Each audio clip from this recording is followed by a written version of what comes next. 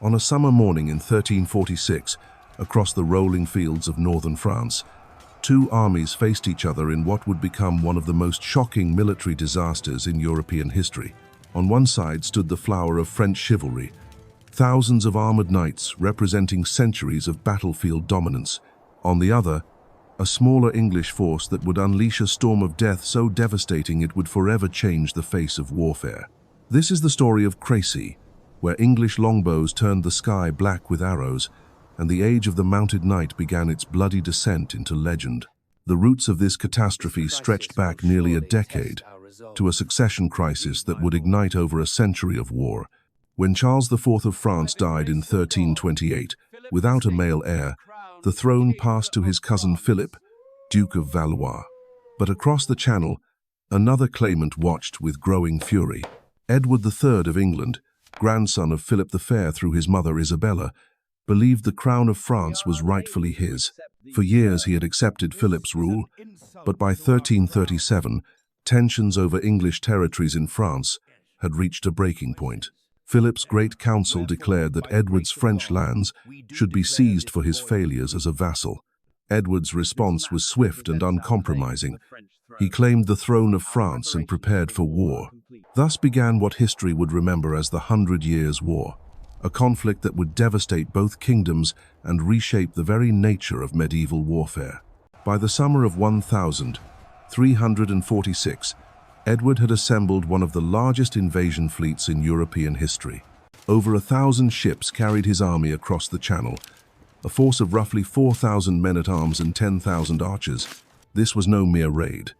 This was a calculated strike at the heart of French power, designed to provoke Philip into open battle where English tactics could prove their worth.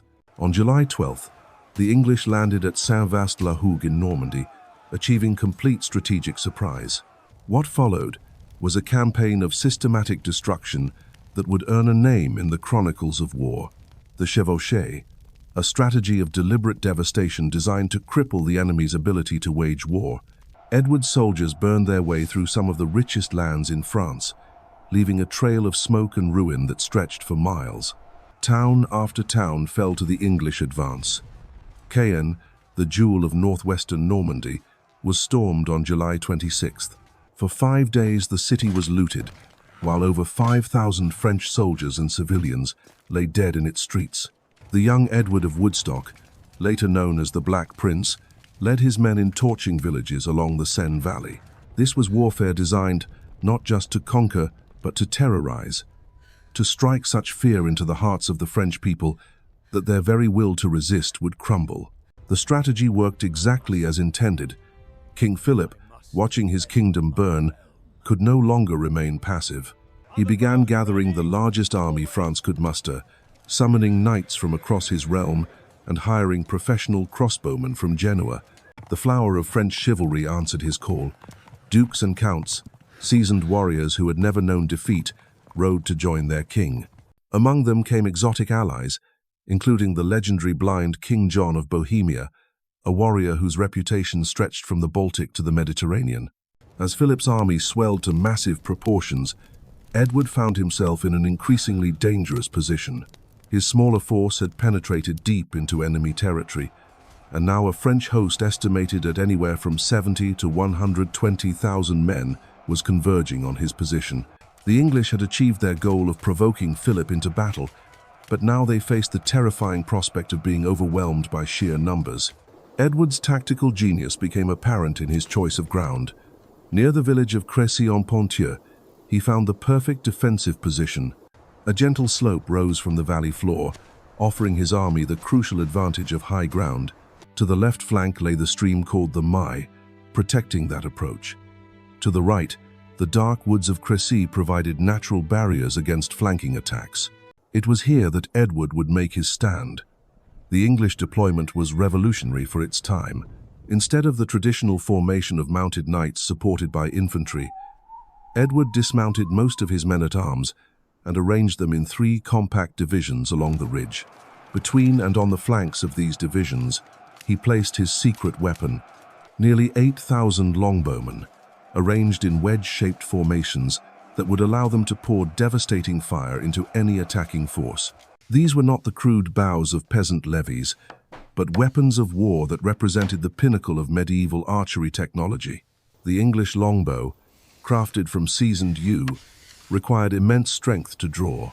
With a pull weight ranging from 100 to 180 pounds, these weapons could drive arrows through armor at distances that seemed impossible to medieval minds. A skilled archer could loose 10 to 12 arrows per minute, each one capable of punching through mail and plate at ranges exceeding 250 yards. The French army that approached Crécy on August 26th represented the finest military tradition in Europe. For 2 centuries, the charge of heavy cavalry had been the dominant force on medieval battlefields. These knights, clad in the finest armor money could buy, mounted on powerful war horses, had swept aside every enemy they faced. Their lances had shattered shield walls from the Holy Land to the borders of Scotland.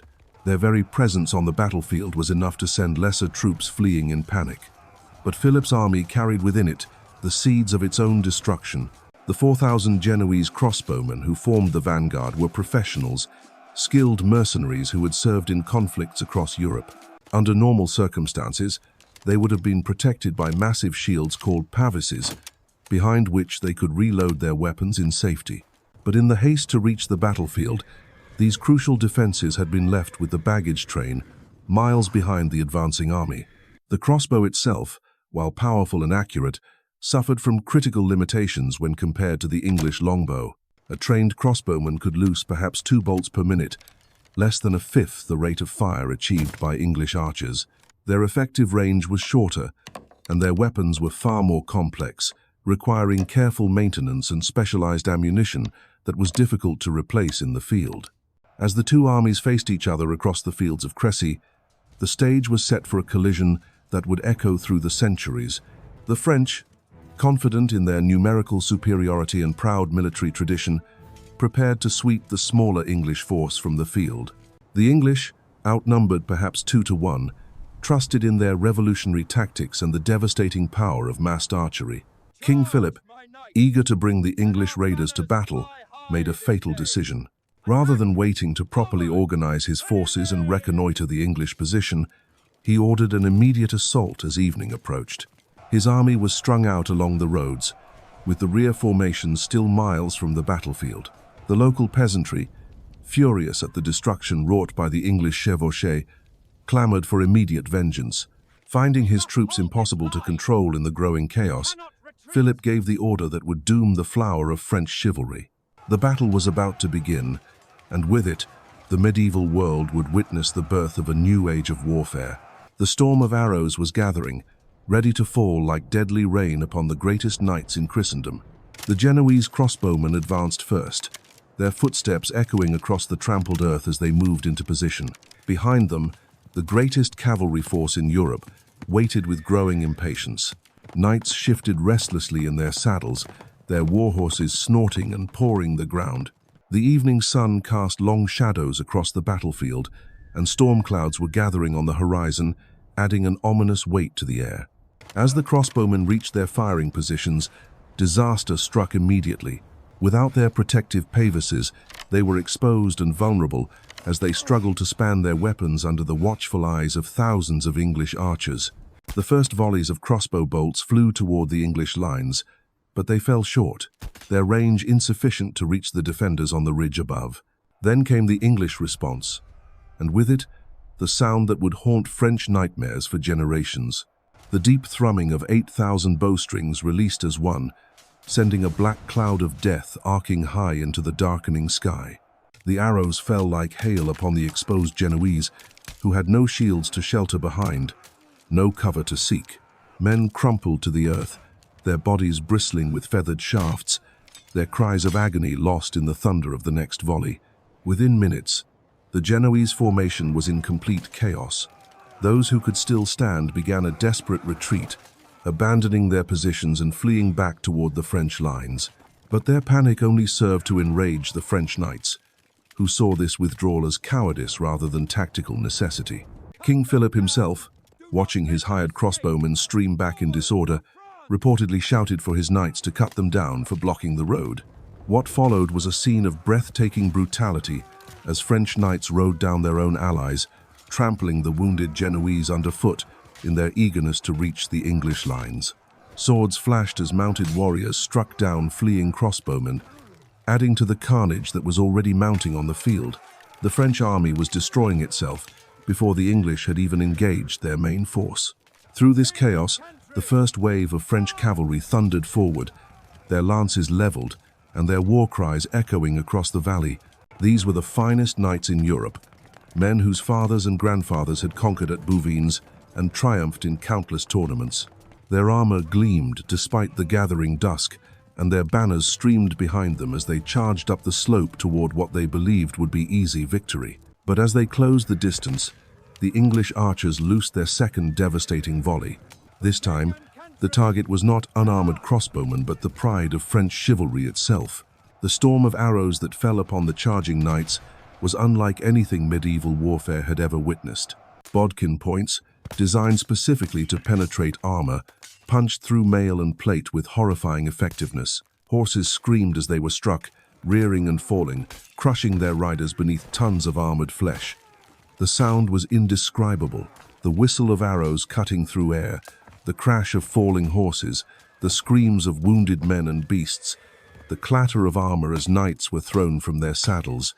Knights who had survived the initial arrow storm found themselves trapped in a nightmare of tangled bodies and thrashing animals, unable to advance or retreat. Yet, still they came. Wave after wave of French cavalry charged up that blood-soaked slope, driven by courage, honor, and a desperate refusal to accept that their world was ending. The Count of Alençon led one assault with such ferocity that he nearly broke through to the English lines, his knights fighting like demons as they carved their way through the storm of death. Behind him came more charges, each one met with the same devastating response from the English archers. In the chaos of battle, young Prince Edward found himself in mortal danger. Leading the right wing of the English army at just 16 years of age, he was pressed hard by French knights who had fought their way through the arrow storm. His men were being pushed back, and for a moment it seemed the French might achieve a breakthrough that could shatter the entire English line. A desperate messenger rode to King Edward, pleading for reinforcements to save his son. But the king's response became the stuff of legend. He refused to send help, declaring that the young prince must win his spurs that day or die in the attempt. It was a calculated gamble that could have cost Edward his heir, but it also demonstrated the supreme confidence he had in his battle plan and the fighting ability of his men. The prince did not disappoint. Fighting alongside seasoned warriors like Sir Godfrey Harcourt, he rallied his division and held the line against repeated French assaults. The experience would forge him into one of the greatest military commanders of his age, earning him a reputation that would spread terror through France in the years to come. As darkness began to fall, the battlefield had become a charnel house. French knights continued their hopeless charges, driven by a code of honor that would not permit retreat in the face of the enemy. Some historians believe they made as many as 16 separate assaults on the English position, each one ending in the same bloody failure. Among the dead lay some of the greatest names in European nobility. King John of Bohemia, the blind warrior king whose reputation stretched across the continent, had tied his horse's reins to those of his companions and charged into the melee. His body was found surrounded by his loyal retainers, all cut down by English weapons. Louis of Nevers, Count of Flanders, perished alongside hundreds of his fellow nobles. The Duke of Lorraine fell, as did Philip's own brother, Charles of Alençon. King Philip himself came perilously close to death or capture. Twice his horse was killed beneath him, and an English arrow wounded him in the jaw. Only the desperate efforts of his bodyguard saved him from the fate that had claimed so many of his nobles. As the full scale of the disaster became clear, his surviving followers forced him to flee the field, leaving behind the greatest military catastrophe in French history. The English losses were almost impossibly light. Perhaps 3 or 4 men-at-arms had fallen, with only a handful of others wounded. It was a victory so complete, so one-sided, that it seemed to defy all military logic. How could a smaller force, fighting far from home, have so utterly destroyed the finest army in Europe? The answer lay in the revolutionary tactics that Edward had employed and the deadly effectiveness of the English longbow in the hands of skilled archers. For the first time in medieval warfare, missile weapons had proven decisively superior to heavy cavalry. The age of the mounted knight, which had dominated European battlefields for centuries, was drawing to its close. The immediate aftermath of Crécy was as devastating as the battle itself. As dawn broke over the blood-soaked fields, the true scale of the catastrophe became apparent. Bodies lay scattered across the slope in grotesque piles. French nobles who had charged with such confidence, now reduced to carrion for the crows. The morning mist rising from the valley carried with it the stench of death and the moans of the wounded, a grim testament to the power of English archery. Philip's surviving commanders attempted a desperate gambit as the sun climbed higher. Fresh troops who had arrived too late for the main battle were ordered to attack the English position, hoping to salvage something from the wreckage of the previous night. But these reinforcements met the same fate as their predecessors. The longbowmen, their quivers restocked during the brief respite, unleashed another withering barrage that sent the would-be rescuers fleeing in panic. Edward's victory at Crécy sent shockwaves throughout Europe that would reverberate for decades. News of the battle spread like wildfire across the continent, carried by merchants, pilgrims, and refugees who had witnessed the unprecedented slaughter. In the courts of kings and the halls of noble houses, the same incredulous question was whispered again and again. How had a force of common archers defeated the finest cavalry in Christendom? The psychological impact was perhaps even greater than the physical destruction. For generations, the heavy cavalry charge had been the ultimate expression of military might. Knights were not merely soldiers but symbols of divine authority, their victories on the battlefield confirming their right to rule over lesser men. The massacre at Crécy shattered this fundamental belief, proving that noble birth and expensive armor were no match for disciplined tactics and superior weapons. French morale collapsed in the wake of the disaster. Philip's surviving nobles, traumatized by the loss of so many comrades, began to question whether their traditional methods of warfare were obsolete. Some whispered that the English had employed dark magic or unholy weapons to achieve such devastating results. Others blamed the Genoese crossbowmen for their cowardice, refusing to acknowledge that the real problem lay in their own tactical rigidity. Edward, meanwhile, moved swiftly to capitalize on his stunning victory. Rather than pursuing Philip's shattered army, he turned his attention to a more strategic prize. The port city of Calais, with its massive fortifications and crucial position controlling the narrowest crossing of the English Channel, would provide England with a permanent foothold in France. The siege that followed would last nearly a year, but the outcome was never truly in doubt after Crécy had demonstrated English military superiority. The longbow's triumph at Crécy sparked a revolution in military thinking across Europe. Commanders who had witnessed the battle or heard detailed accounts began experimenting with their own archer formations, seeking to replicate the devastating effectiveness of Edward's tactics.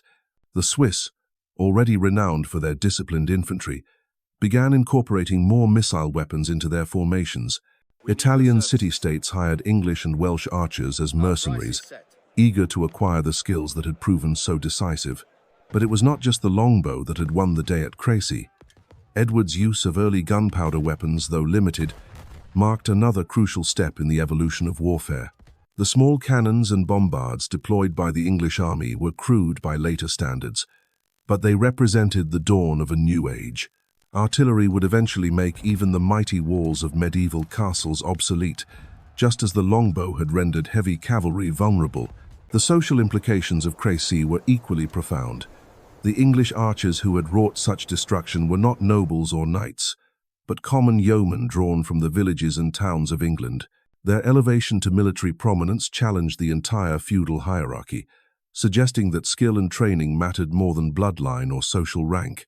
This democratic aspect of archery would have lasting consequences for English society, contributing to the rise of a more egalitarian military culture. French society, by contrast, struggled to adapt to the new realities revealed at Crécy. The traditional nobility, decimated by the battle, clung desperately to their old ways of fighting. They dismissed archery as dishonorable, a coward's weapon unsuited to true warriors. This stubborn refusal to embrace tactical innovation would cost France dearly in the battles to come, as English armies continued to employ the same devastating combination of dismounted men-at-arms and massed longbowmen. The financial cost of Crécy was staggering for the French crown. The ransom demands for captured nobles reached astronomical sums, draining the royal treasury at a time when Philip desperately needed funds to rebuild his military forces. Many families were bankrupted attempting to buy back their captured relatives, while others simply could not raise the required amounts. English coffers swelled with French gold, funding further campaigns and strengthening Edward's position for the long war ahead. Philip himself never fully recovered from the trauma of Crécy. The king who had once commanded the respect and fear of his enemies became a broken figure, haunted by the memory of that terrible night when the flower of French chivalry had perished under a storm of English arrows. His authority weakened, his military reputation in ruins. He struggled to maintain control over his fractious nobility while facing the growing threat of English expansion. The battle's impact extended far beyond the immediate combatants. Across Europe, military theorists studied accounts of Crécy with intense fascination, seeking to understand how such a dramatic upset had occurred. The lessons learned would influence tactical development for centuries, accelerating the decline of heavy cavalry and the rise of disciplined infantry formations supported by missile weapons. Young Prince Edward's performance at Crécy established his reputation as a military genius in the making.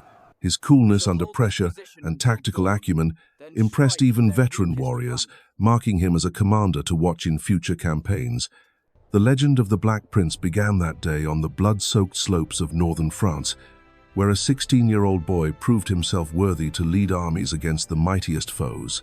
The international ramifications of Crécy rippled outward like stones thrown into still water. Allied kingdoms reconsidered their military alliances, while neutral powers weighed the implications of English tactical superiority. The balance of European politics shifted dramatically, with England emerging as a major military force capable of challenging even the largest continental armies. For the common soldiers who had witnessed the battle, Crécy became a source of pride and confidence that would sustain them through the long campaigns ahead. English archers who had stood on that ridge would tell their grandchildren of the day they broke the back of French chivalry with their longbows.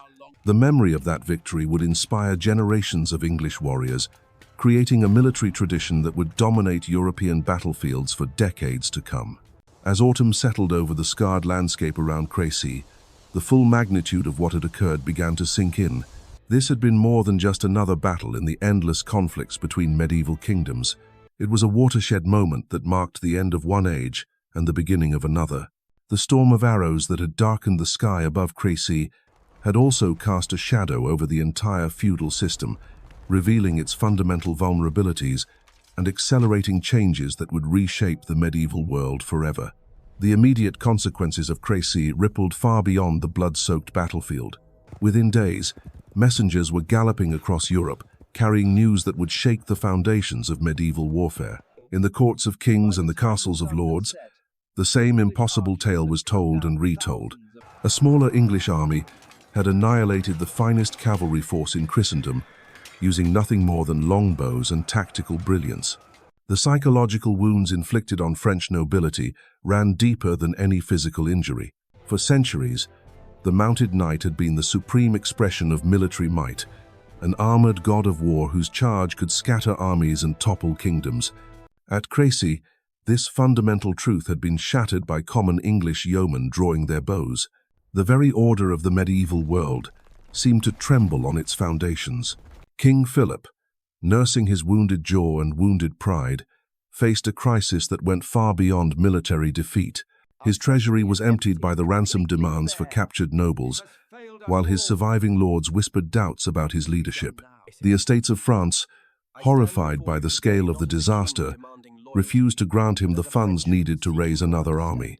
Philip's dreams of invading England in retaliation died stillborn, strangled by French reluctance to risk another Crécy. Meanwhile, Edward pressed his advantage with ruthless efficiency. The siege months, but the outcome was never in doubt. The of Calais that followed would drag on for 11 cities. Defenders, isolated and starving, could expect no relief from a French crown still reeling from its catastrophic defeat. When Calais finally surrendered in August 1347, Edward had secured the prize he truly sought, not just a victory, but a permanent English foothold in France that would endure for over 2 centuries. The arrow storm that fell upon Crécy that August evening did more than destroy an army. It shattered an entire way of life, marking the twilight of the age of chivalry and the dawn of modern warfare.